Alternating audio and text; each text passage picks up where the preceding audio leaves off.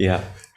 So it's lovely to be here, to be taking part in this series of talks on the 6 Paramitas. So I'll just add a little bit more about myself, that part of the context in which I've been invited here is my involvement in a new environmental movement, which is starting to take root in Triratna, which is known as the Triratna Earth Sangha.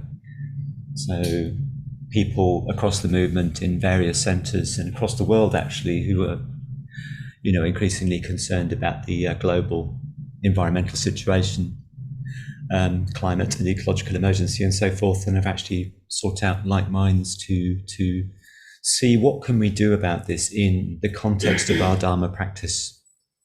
Yeah, and I emphasize that in the context of our Dharma practice. So our Dharma practice is primary, and whatever we do for the environment is a manifestation of that. So I thought that was worth saying that. But having said that, this isn't going to be a kind of a talk which is a sort of checklist of things you can do. Okay, it's not that kind of talk. It's not really. It touches on the environmental crisis. It touches on other crises, but it's not me sitting here telling you what you need to do. Because I hope you will see that would be a kind of a misunderstanding of the nature of Buddhist ethics.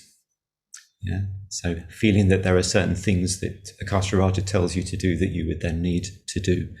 I hope that I'll make that clear as I speak. So I'm much more interested in the principles that are the Buddhist principles that underlie whatever we choose to do in the environmental sphere, or indeed in any other, because I think those principles are universal.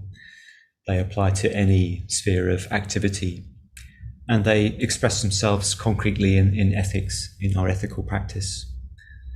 So, as well as being the second of the perfections, ethics is the first of the threefold way, the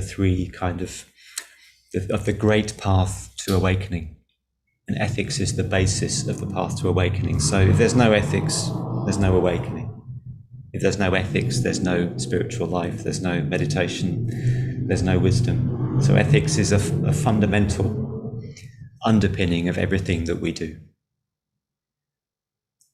So Vajramitra's already kind of indicated that, the paramitas, the perfections, are the preserve of much more advanced beings than me, at least. I can't speak for any of you, of course, but I would, I don't know, maybe there are bodhisattvas among us today, beings whose sole orientation is towards the alleviation of the suffering and the bringing to awakening of all sentient life. That would be great. I would love that to be the case. I know, sadly, I'm not one of those people. So the term paramita, it means the highest or the most distant. So it's a long way away from where I am.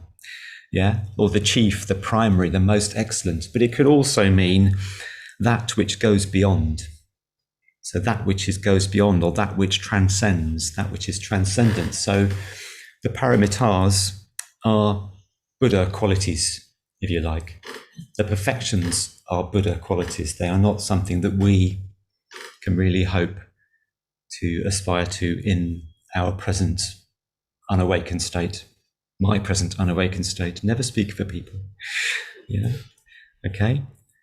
So what Sila Paramita looks like in practice, or if it is practiced in its fullness, is something like if you're having your limbs sawn off by a group of bandits, and if you experience a momentary lapse of goodwill and kindness, according to the Buddha, then you are not practicing his teachings.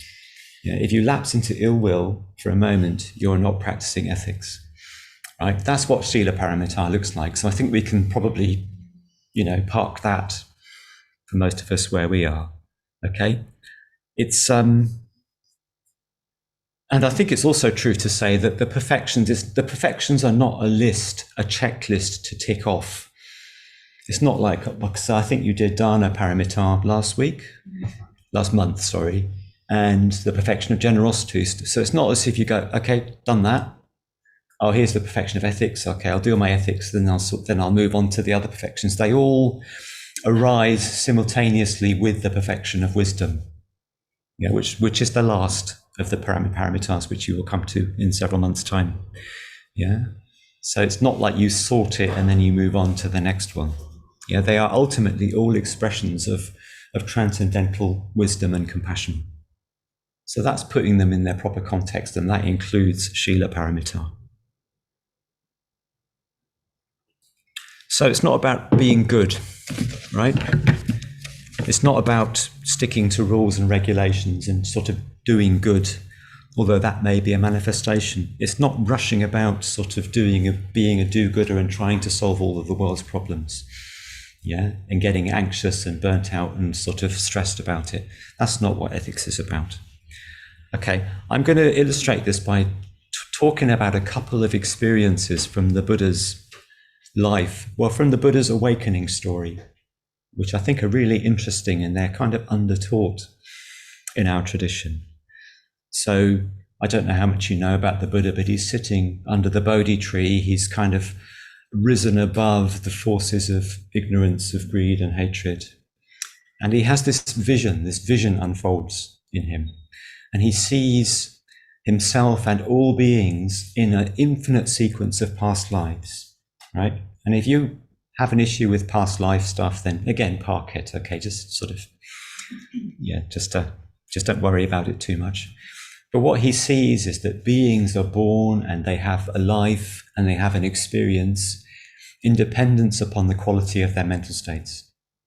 So if beings act with meanness, with greed, with hatred, with ill will, with cruelty, then they have a miserable experience. The result is suffering for themselves and for other beings. Whereas if beings act on the basis of kindness, of clarity, of generosity, of compassion, of other regardingness, then they have a happy experience.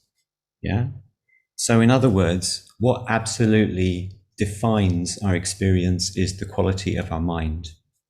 It's the quality of our mind. And I'm going to read you some very well-known verses from the Dhammapada, which is if you don't know it, is a really wonderful little Buddhist tome. It's full of kind of pithy, nuggety aphorisms. And it starts with this.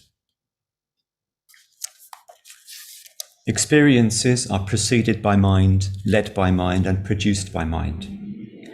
If one speaks or acts with an impure mind, suffering follows, even as the cartwheel follows the hoof of the ox, drawing the cart. Experiences are preceded by mind, led by mind, and produced by mind. If one speaks or acts with a pure mind, happiness follows, like a shadow that never departs. Okay? Which is a really kind of rich couple of images, isn't it? As you get the sense of dragging this ox cart behind you. If you act on the basis of negative mental states, everything's a grind, everything is hard. Whereas if you act on the basis of positive mental states, everything is sort of light and spontaneous and kind of, and you basically have a good time, a good life. So it's about the centrality of mind in what we do. So the quality of our ethical life, the quality of our responses to the world is entirely based on our mind. And that means it's in our hands. Okay, the kind of experience we have is in our hands. It's under our control. We can choose how we respond. So ethics is essentially a manifestation or an expression of our state of mind. So you're starting to see the picture. It's not about what you do. It's not about following certain rules or regulations or recommendations. It's about the mental state that underlies what you do. Okay? So put that to one side for a moment. And then there was a second great vision, which is perhaps more familiar to people, which the Buddha was sitting there in the fullness of his realization. And the thought arose, people aren't going to get this. People are hardwired to see things in terms of, I'll get what I want if I act in a certain way, and not seeing that actions have consequences. People see things in terms of limitation, of being forced to be the way they are. Whereas what he'd seen was that beings are mutable. We are mutable. We can change. We do change according to how we act, according to our mental states. Yeah? So freedom is possible. We are flexible and changeable and beings who can be liberated. But he thought people aren't going to see that. People are too hardwired to see things in terms of me in here, them out there, and I'm going to get the maximum benefit I can, right, from the situation. So he thought, do you know what? I'm not sure I can do this. At which point, Brahma Sahampati, who's the king of the gods, appears and says, please do teach. Please do. There are beings out there with but little dust on their eyes who will be able to understand. And this vision unfolds in the Buddha's with the Buddha's mind's eye of all sentient beings as being like lotuses growing in a vast lake. So lotuses of different colors, all flowering, all open, but some of them are kind of right down in the mud and the mire below the water, right? Some of them are kind of emerging sort of more fully and slowly emerging towards the surface, and some are actually on the surface of the water, and some are standing proud of the water, fully open, fully radiant. Yeah. So what he's seeing there is it's a sort of symbol of people's potential for beauty and awakening. And that vision was all encompassing. Yeah. It included everybody. Every single sentient being the Buddha saw was capable of freedom, capable of awakening. Yeah, they were all different colors, all beautiful in their own way, and all capable of coming to liberation. And I'm going to read a little quote by Shelley at this point, which some of you may know, which relates to this. And Shelley says, "The great secret of morals is love, or a going out of our nature, and an identification of ourselves with the beautiful which exists in thought, action, or person not our own. A man, to be greatly good, must imagine intensely and comprehensively. He must put himself in the place of another and of many others. The pains and pleasures of his species must become his own. The great instrument of moral good is the imagination." So I don't mean imagination in the sense of making stuff up, but imagination in the sense of that ability to see beyond the surface of things to their essence. And when the Buddha had this vision, I don't think it wasn't as if he was saying to himself, all right, so what's a good image for people? Yeah. Oh, like they're a bit like lotuses, aren't they? And they can all grow. And, I don't think it was like that at all. I think it was as if, hard for us to imagine, but that was just how the Buddha actually saw people. And he saw people that way because his perception was completely cleansed of greed, hatred, and confusion of any kind. So all he saw with his imaginal faculty was this wonderful potential of all sentient beings to awaken. Yeah? So a kind of a heart connection with the potential of all beings to attain awakening, to be fully and permanently happy, which is what we wish for in the Metta Bhavana, ultimately. So you've got these two things. You've got the primacy of mind. So the quality of my ethical life depends entirely on the mental states from which I act. And also this kind of wonderful vision of connection with all beings, with all that lives, as potential Buddhas. And I woke up at about 2:00 this morning in Chrissy's community and I was, as you do, and I was wrestling with this. And I was wrestling with the talk, and I suddenly realized I needed to sort of look at it again. And I looked at this vision that I've just told you, and I just felt, God, this is so far away. Yeah, this is so elevated. And I am, here I am down here, kind of, with all of my limitations and all of my restrictions and all of my pettiness and my greed, hatred, and delusion. How can I even think in those terms? Yeah. So this is what a bodhisattva does. This is what the Buddha does. So, and the Buddha says it is possible for us to think in that way, to respond in that way to the world. Yeah. Yeah. So karma, so the fact that our actions have consequences is an inescapable fact. Yeah. If we act in a certain way, we will have certain experiences. It's just a law of nature. You don't get time off for good behavior, so to speak. You know, I sometimes get that. I sometimes find myself negotiating a bit with karma. Like, oh, I've been good, therefore I can allow myself this little indulgence. And karma's going, yeah, you're all right, mate. You know, you just don't worry about it. We'll let you off. It's not like that. You know, we have to be constantly on our guard. Karma is constantly applying. So it's quite a hard ask in some ways. And another quote I wanted to run past you is also from the Dhammapada, which is this, which is, well, actually, I'm going to find the exact quote.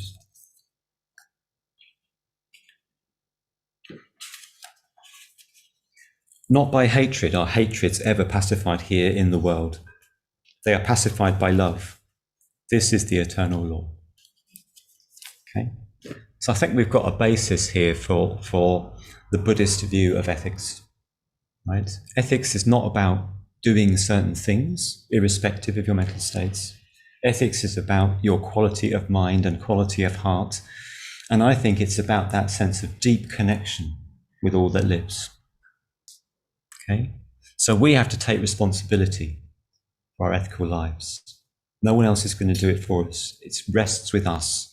The choice is ours about how we respond. The consequences will be ours. And of other people with whom we are associated, right?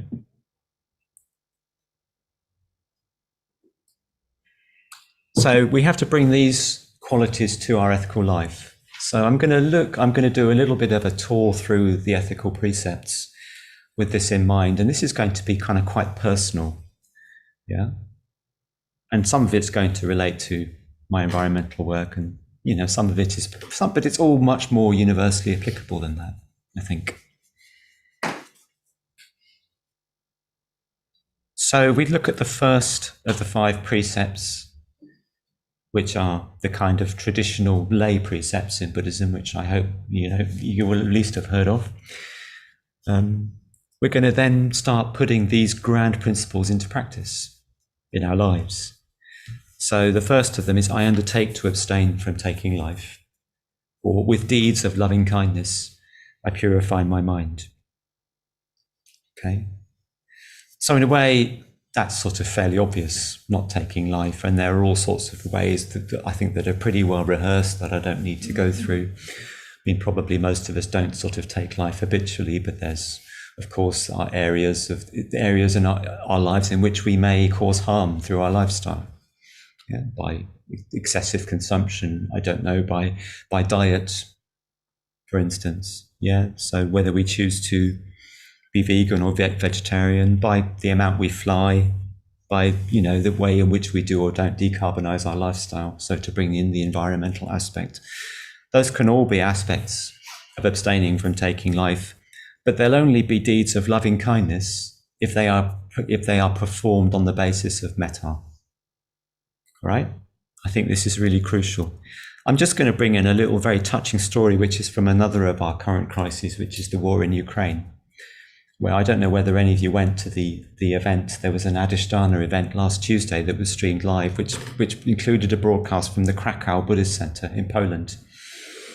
And Nityabandhu, one of the order members there, was talking about, or possibly even to, his friend Sergei, who lives in Odessa. And Odessa is in the firing line. And Sergei was saying, I don't know whether or not to take up arms. And Nityabandhu saying, well, I can't advise you. I mean, you're there and I'm here. I can't give you a definitive answer to that, because it's your homeland and your people, and and you want to defend the people you love, and it's an agonizing thing. But then Sergei apparently thought about it, and he said, no, I'm not going to do that. I'm just going to concentrate on cultivating metta. Because that's what ultimately is what's going to be, is the deeper solution to this that is needed, which I found tremendously moving.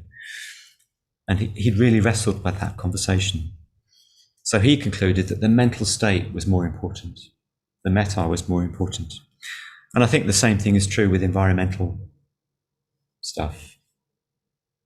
Okay, so deeds can look like loving kindness, but they might not actually be it. Right, so I'll give a bit of an example, and this might sound a bit trivial, but in a way the trivial stuff is important because that's where we work.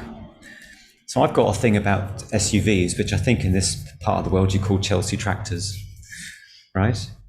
Okay, we have a lot of them in Shrewsbury and we have quite narrow roads.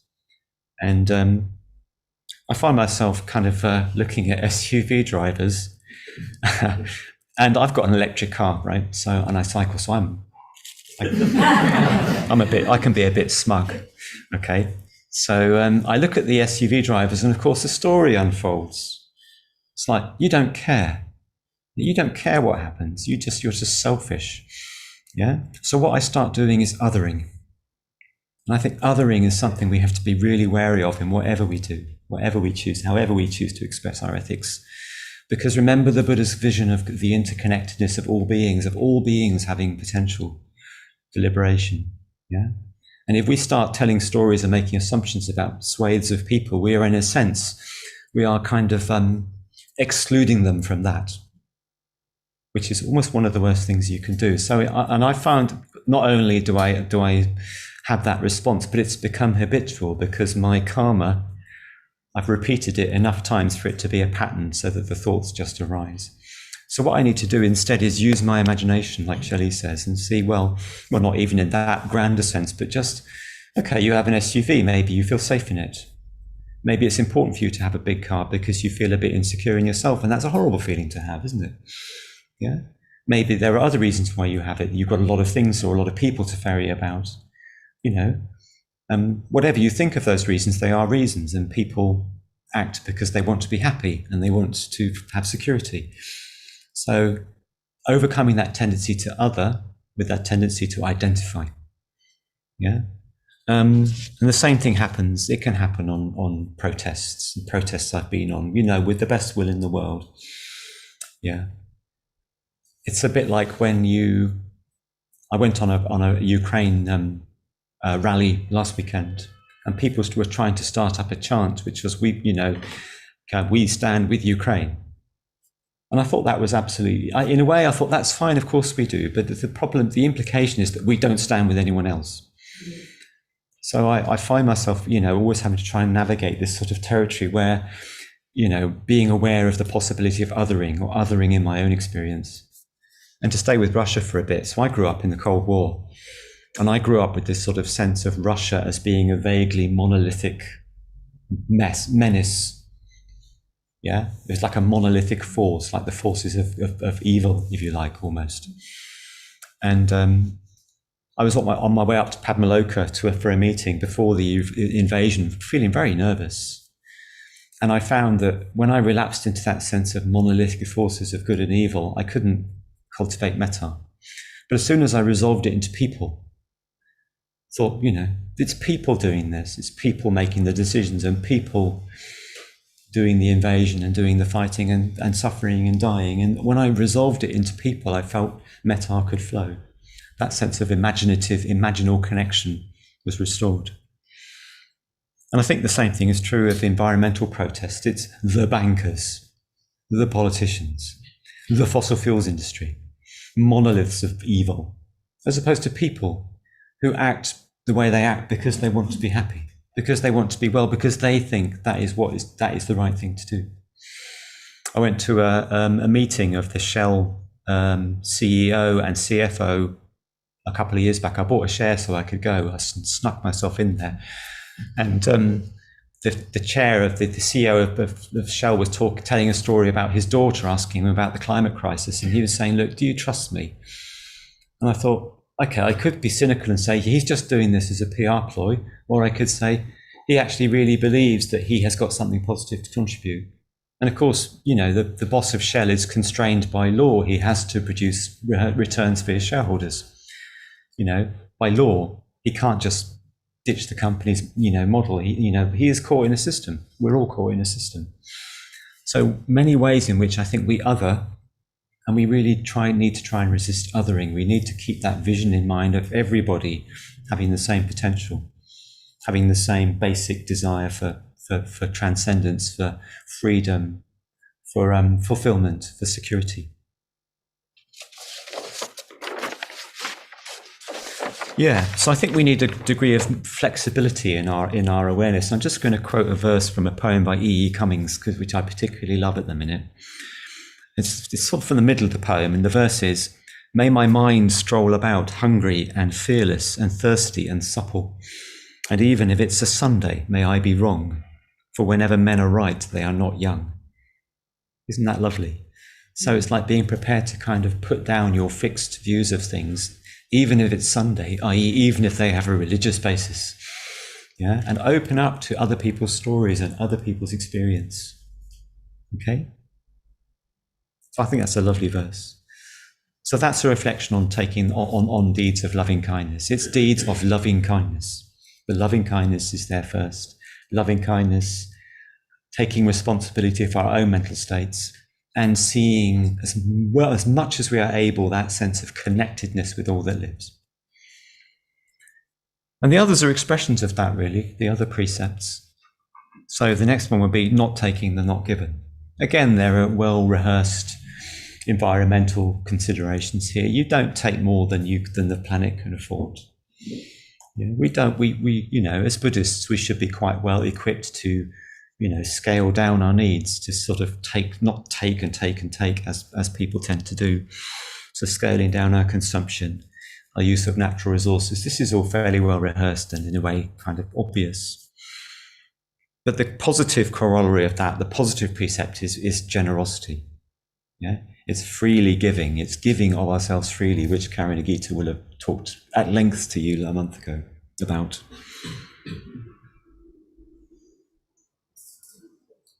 And I don't have much to say about that in a way in terms of specific examples of generosity. I mean, you have your own, I'm sure. But my again, in my own experiences was that what might look like a generous act can quickly be sidetracked into something that you do through anxiety or a sense of duty or a sense of fear. So I gave myself to XR in early 2019. Late 2018, I started an XR group in Shrewsbury, to having been extremely moved by a video I'd seen of the bridge occupations in London earlier in 2018. Really, really moved by that. So I started this group, and after a couple of months of trying to run this group, I realized I was just driving myself into states of anxiety and burnout. Yeah, I was trying to give, and I was giving on an empty tank. There was no fuel. There was very little kind of positive, loving kindness fuel in my tank. There was just a sense of overwhelm about the sheer scale of what we were facing, and indiscriminate reading of the latest sort of, disaster porn, if you like. And I just found myself at a point where it was like I've never entertained suicidal thoughts in my life until that moment. Yeah.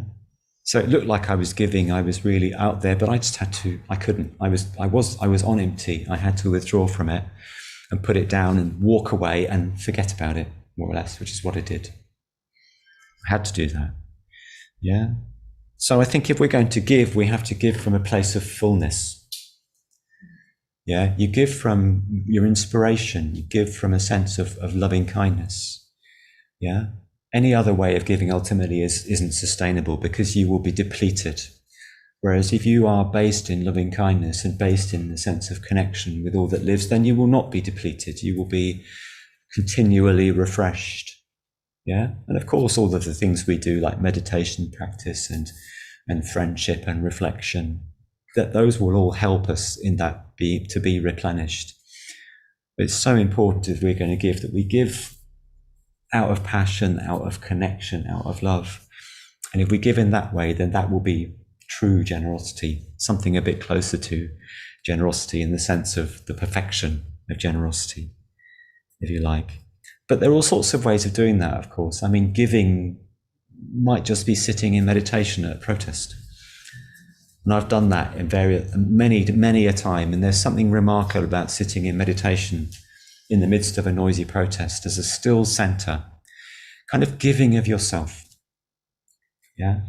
So you're creating, you're creating an atmosphere. You're indicating a possibility. Who knows, if you're doing that, you might be somebody's fourth sight, if you're familiar with the story of the Buddha's four sights. So he saw particular things which prompted him to go on his journey to Buddhahood. One of which was seeing a wandering holy man and thinking, oh, maybe that's the path, maybe that's where I need to be going. And if you're sitting in meditation, in a protest, maybe, you are that person for somebody, maybe you will change somebody's life. Yeah, we've done similar things on traffic roundabouts in Shrewsbury with placards saying, love and grief for the earth. We're not getting in anyone's face, we're not haranguing them, we're not telling them what they should and shouldn't be doing, we're just presenting ourselves, giving ourselves. And it's always, I find meditating like that wonderful myself. I find it instantly effortless and natural to be completely open and completely there. Completely without barriers, I've never been afraid in those contexts. I just sort of trust that the universe will look after me. So generosity.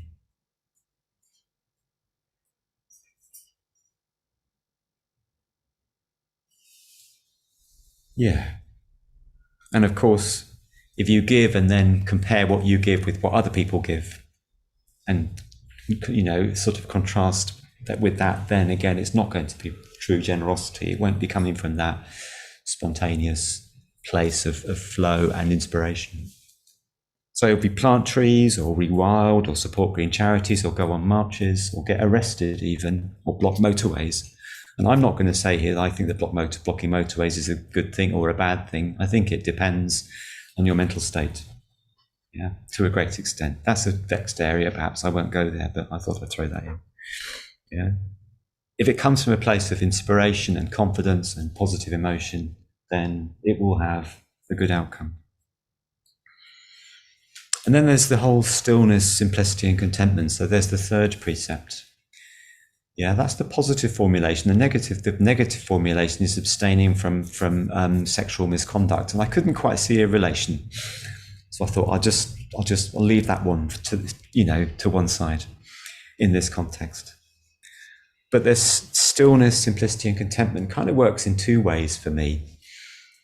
One of which, in a very kind of like homely, humdrum sort of way, is that if I'm feeling very overwhelmed, very full, very preoccupied, I'll walk down to my meditation hut at the bottom of the garden to meditate, and I'll hear birdsong. Okay? So there's something about birdsong that just cuts through the preoccupation, the tension, and brings me back into that moment, into a relationship with the world around me in a way that is just easeful and a relief. So birdsong as an example of, for me, that then is a still pool that I can drop into. And this is almost like a kind of self-preservation, when you're dealing with things that are really hard and really kind of, urgent and sometimes you just need to drop into that still pool. So that's a kind of personal practice of stillness, simplicity and contentment. And again, the meditation in public. So back to what I said for the previous precept, again, that can be radiating stillness, radiating contentment, radiating, simplicity. So sending a message saying that it is possible to do things differently and live differently, in the midst of all of this madness in the world. And the first verse of the E. E. Cummings poem that I just quoted reads as follows. May my heart always be open to little birds, who are the secrets of living. Whatever they sing is better than to know, and if men should not hear them, men are old.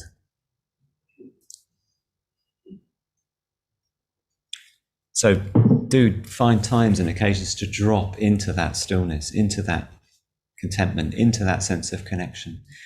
If you find yourself being carried away in thoughts and anxieties about the world, sometimes you need to do that. Okay, then there's the whole area of speech, truthful speech, refraining from false speech.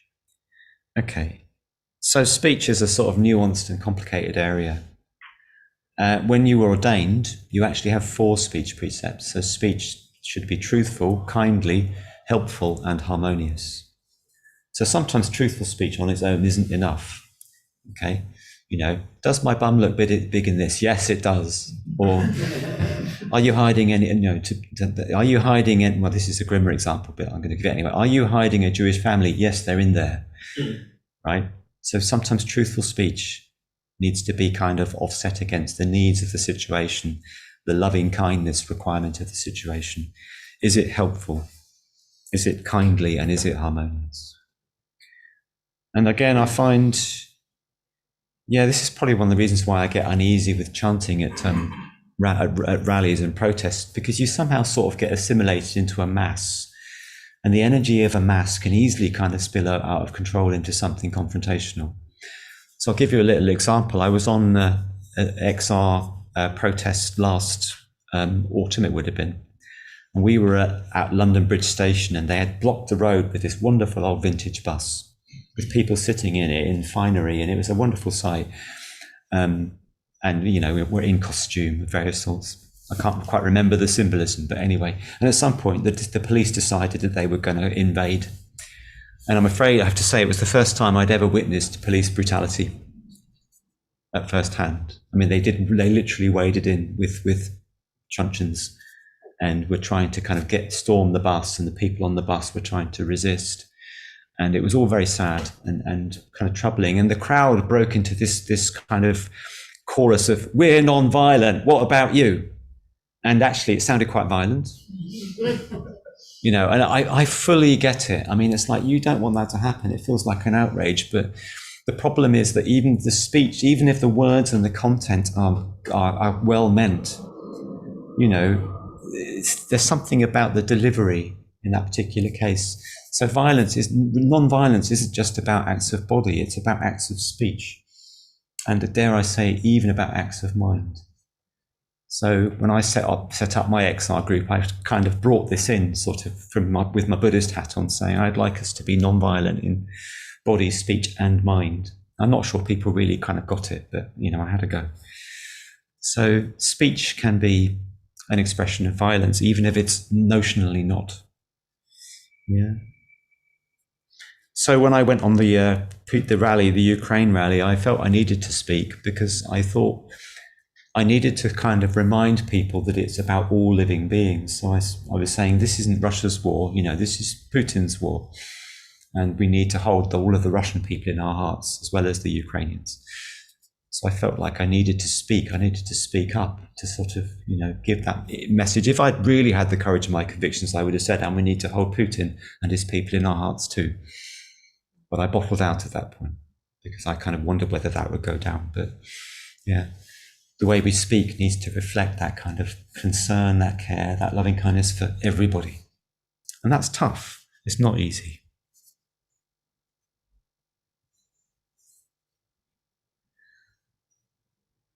So speaking in a way which is truthful but kindly, helpful and harmonious.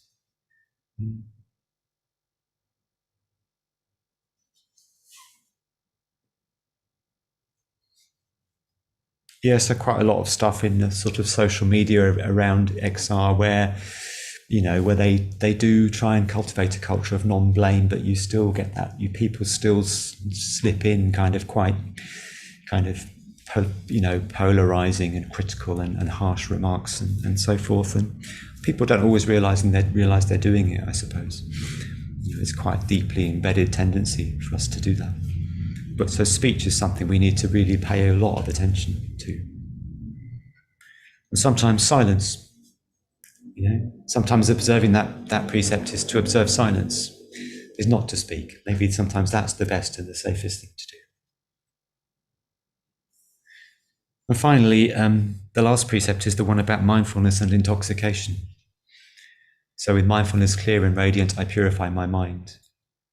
Or trying to steer clear of intoxicants that cloud the mind. Now, there's all the usual obvious intoxicants.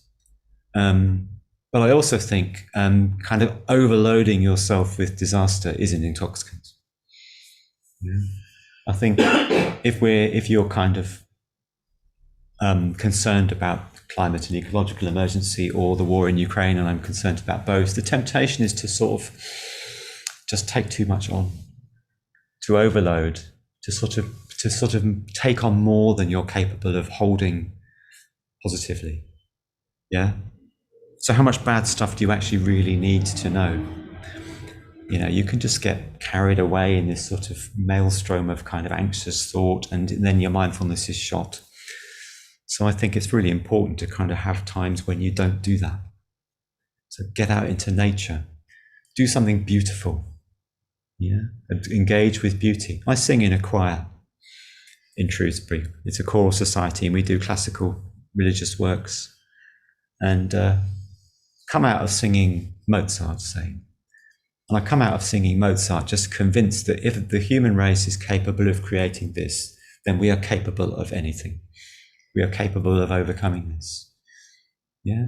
So beauty as a way of kind of detoxing, if you like, as a way of restoring your awareness, as a way of restoring your becoming of returning to integration, of unscattering, of collecting yourself. Really, really important.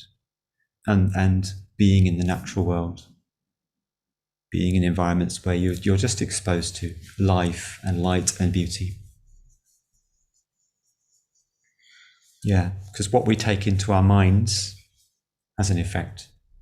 Yeah, what we take in will at some point express itself. I often use the image of kind of frying aubergine. Aubergine takes loads and loads and loads of oil, and it keeps absorbed. The oil keeps vanishing, and then when you come to eat it, it gives it all back. Right? It's like that with mind. What you fill your mind with eventually comes back out again. So we have to be careful about what we take on board. And there's that old practice, that well-known practice of guarding the gates of the senses. And when you're an activist, and even if you're not an activist, if you're just concerned about world affairs, you have to guard the gates sometimes. Okay? Or sometimes you have to maybe even just go be with a friend, be with a group of friends and have a good cry about it. Or have a good laugh, even. Yeah, so I haven't really talked about the role of friendship and community in all of this. It's been very much a sort of a solo pursuit, as it were, but I would, finish by underscoring the importance of Sangha, the importance of being with people who see your beauty and your potential, whose beauty and potential you can see as a support in these really crazy and troubled times.